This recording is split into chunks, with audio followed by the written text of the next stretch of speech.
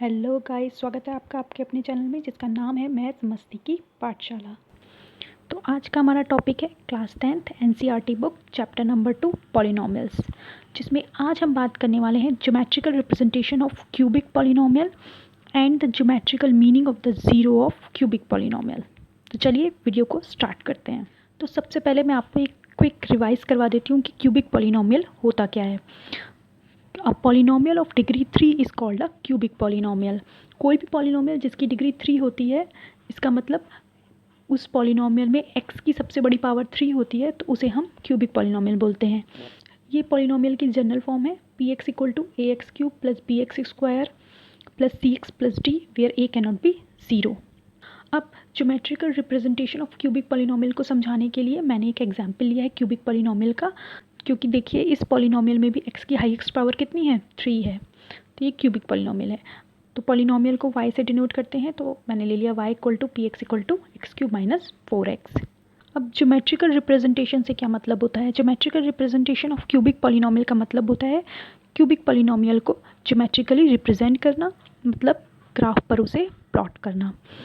अब पॉलिनोमियल को हम ग्राफ पर कैसे प्लॉट करेंगे? तो बच्चों आप सभी जानते हैं ग्राफ पर किसी भी पॉलिनोमियल को या किसी भी इक्वेशन को ग्राफ पर प्लॉट करने के लिए हमें कोऑर्डिनेट्स चाहिए। अब कोऑर्डिनेट्स हमें कैसे मिलेंगे, कोऑर्डिनेट्स कैसे फाइंड करते हैं? तो हम इस पॉलिनोमियल से ही कोऑर्डिनेट्स को फाइंड करते हैं। देखिए कैसे। तो कोऑर्डिनेट्स फाइंड करने के लिए हम x की डिफरेंट वैल्यूज़ यहाँ पर पुट करवाते हैं इक्वेशन में, और इसे सॉल्व करके जो भी वैल्यू आती है वो y की वैल्यू हो जाती है, क्योंकि y = है ये इक्वेशन। तो जो भी यहाँ से सॉल्व करके वैल्यू आएगी वो y की वैल्यू हो जाती है। उन x और y की वैल्यूज़ को हम टेबल में नोट कर लेते हैं। देखिए मैंने टेबल बना कर रखी है। x की ये डिफरेंट वैल्यूज़ के लिए y की डिफरेंट वैल्यूज़ ये आई हैं। जैसे कि मैं एक आपको रख के दिखा देती हूँ। जैसे कि x = 0 मैं अगर यहाँ पे पुट करवाऊँ पूरी इक्वेशन में, तो y की वैल्यू देखिए कितनी आएगी। x³ की जगह मैंने यहाँ पे x की जगह 0 पुट कराया, तो 0 का क्यूब 0 -4 × 0 0, तो 0 - 0 0, तो y की कितनी वैल्यू आई, 0 आ गई। तो 0 x की जब हमने 0 वैल्यू रखी तो y की वैल्यू आ गई 0। अब देखिए एक सिंपल वैल्यू और ले लेते हैं। x की जैसे मैंने 1 वैल्यू रखी, अब x की वैल्यू जब मैं यहाँ पे 1 रखूँगी तो 1 का क्यूब 1 -4 × 1, 4 × 1 4, तो 1 - 4 -3, तो y की वैल्यू कितनी आ जाएगी, -3। तो देखिए 1 पर y की वैल्यू कितनी है, x = 1 पर y की कितनी वैल्यू है, -3। तो इसी टाइप से सारी वैल्यूज़ हमारी आ जाएंगी। तो यहाँ से हमें कोऑर्डिनेट्स कितने मिल गए, ये हमें कोऑर्डिनेट्स मिल गए यहाँ से -2, 0 -1, 3 0, 0 1, -3 और 2, 0, ये कोऑर्डिनेट्स आ गए। अब इन कोऑर्डिनेट्स को यूज़ करके हम इस क्यूबिक पॉलिनोमियल को ग्राफ पर प्लॉट करेंगे, उसे ही हम geometrical representation of cubic polynomial कहते हैं। अब हम इन कोऑर्डिनेट्स को ग्राफ पर प्लॉट करते हैं। तो देखिए पहले से ही मैंने इन पॉइंट्स को ग्राफ पर प्लॉट कर रखा है, जिससे वीडियो बहुत लंबा ना हो। तो देखिए -2, 0 वाला पॉइंट ये है, -1, 3 वाला पॉइंट ये रहा, -1, 3 ये वाला पॉइंट है, 0, 0 तो ओरिजिन होता ही है, यहीं पर आएगा।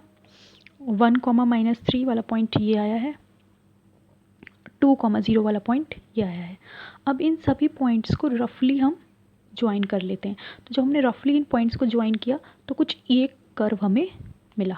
तो ये हुई हमारी geometrical representation of cubic polynomial, वो भी ये वाला क्यूबिक पॉलिनोमियल। सभी की ऐसी नहीं आती है, सब अलग अलग पॉलिनोमियल्स की अलग अलग ज्योमेट्रिकल रिप्रेजेंटेशन आती है।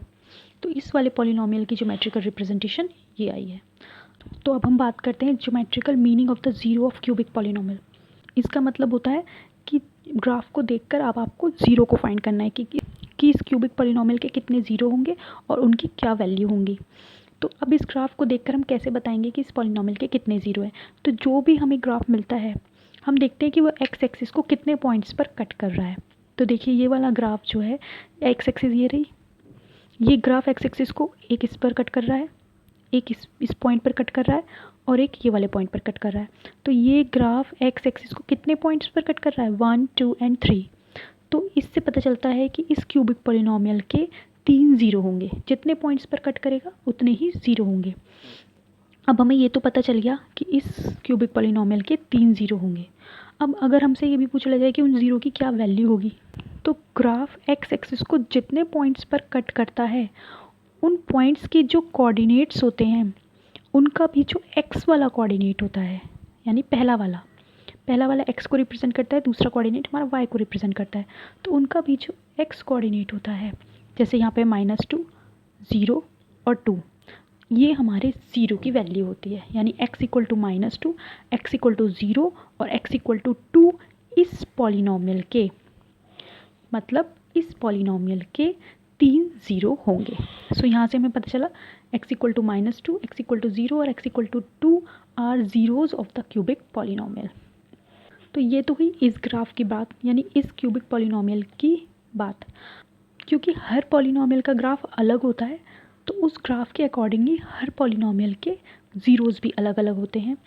इसको समझने के लिए मैं आपको कुछ और ग्राफ के एग्जाम्पल देके समझाती हूँ। अब देखिए, जैसे मैंने ये वाला एग्जाम्पल लिया है, ये भी क्यूबिक पॉलिनोमियल का ही ग्राफ है, y = x³। ये क्यूबिक पॉलिनोमियल है। इसका अगर हम ग्राफ प्लॉट करेंगे तो वो कुछ इस टाइप से आता है। अब देखिए, है ये भी क्यूबिक पॉलिनोमियल ही, पर ये वाला ग्राफ एक्स एक्सिस को कितने पॉइंट्स पर कट कर रहा है? 1 पॉइंट पर। ये 3 पॉइंट पर कट नहीं कर रहा है। ये कितने पॉइंट पर कट कर रहा है? 1 पॉइंट पर कट कर रहा है। तो इस वाले क्यूबिक पॉलिनोमियल के कितने ज़ीरो होंगे? 1 ज़ीरो होगा। और उस ज़ीरो की वैल्यू क्या होगी? x = 0, क्योंकि यहाँ पे x कोऑर्डिनेट कितना है? 0 है। अब एक और एग्जाम्पल देखते हैं, जैसे कि ये वाला एग्जाम्पल है। ये है y = x³ - x²। Cubic polynomial है, क्योंकि डिग्री देखिए इसमें भी x3 ही है। अगर हम इस पॉलिनोमियल का ग्राफ ड्रॉ करें तो वो कुछ इस टाइप से आता है, ये कर्व आता है। अब देखिए, ये वाला कर्व जो है x एक्सिस को कितने पॉइंट्स पर कट कर रहा है? देखिए, एक यहाँ पर और एक यहाँ पर, 2 पॉइंट्स पर कट कर रहा है। तो इस वाले क्यूबिक पॉलिनोमियल के कितने ज़ीरो होंगे? 2 ज़ीरो होंगे। और उनकी वैल्यू क्या होगी? x = 0 और x = 1, क्योंकि ये वाले पॉइंट के कोऑर्डिनेट है 1, 0 और ये तो ओरिजिन है ही। तो x = 0 और x = 1 इस क्यूबिक पॉलिनोमियल के 2 ज़ीरो होंगे। तो हमें यहाँ से ये पता चलता है, पहला पॉइंट तो ये कि क्यूबिक पॉलिनोमियल के ग्राफ की कोई भी फिक्स शेप नहीं होती है। जैसे कि हमने लीनियर पॉलिनोमियल में पढ़ा था कि लीनियर पॉलिनोमियल का अगर हम ग्राफ ड्रॉ करें तो हमेशा एक स्ट्रेट लाइन आती है। ऐसे ही हमने क्वाड्रेटिक के लिए भी पढ़ा है कि क्वाड्रेटिक पॉलिनोमियल का अगर हम ग्राफ ड्रॉ करें तो वो हमेशा एक पैराबोला होता है। पर क्यूबिक पॉलिनोमियल का अगर हम ग्राफ ड्रॉ करें तो वो कोई एक फिक्स शेप नहीं आती है, कोई फिक्स कर्व नहीं होता है, किसी भी शेप का कर्व आ सकता है। तो फर्स्ट पॉइंट तो ये हो गया कि क्यूबिक पॉलिनोमियल के ग्राफ की कोई भी फिक्स शेप या कर्व नहीं होता है। दूसरा पॉइंट क्या निकल के आया कि क्यूबिक पॉलिनोमियल के कितने ज़ीरो हो सकते हैं? 1 भी हो सकता है, 2 भी हो सकते हैं और 3 भी हो सकते हैं। देखिए, इस वाले केस में 1 ज़ीरो है, इस वाले केस में 2 ज़ीरो हैं क्यूबिक पॉलिनोमियल के, और इस वाले केस में क्यूबिक पॉलिनोमियल के 3 ज़ीरो हैं। So a cubic polynomial has at most 3 zeros. At most 3 zeros का मतलब होता है ज़्यादा से ज़्यादा 3 ज़ीरो हो सकते हैं, 3 से ज़्यादा नहीं हो सकते। आई होप बच्चों आज का ये कॉन्सेप्ट आपको क्लियर हुआ होगा। अगर बच्चों आपको वीडियो पसंद आई है तो प्लीज़ इसे लाइक करिए, अपने फ्रेंड्स के संग शेयर कीजिए और चैनल को सब्सक्राइब कीजिए। और हाँ, कमेंट करके हमें ज़रूर बताइए वीडियो कैसा लगा। तो मिलते हैं अपने नेक्स्ट वीडियो में, तब तक के लिए goodbye and take care.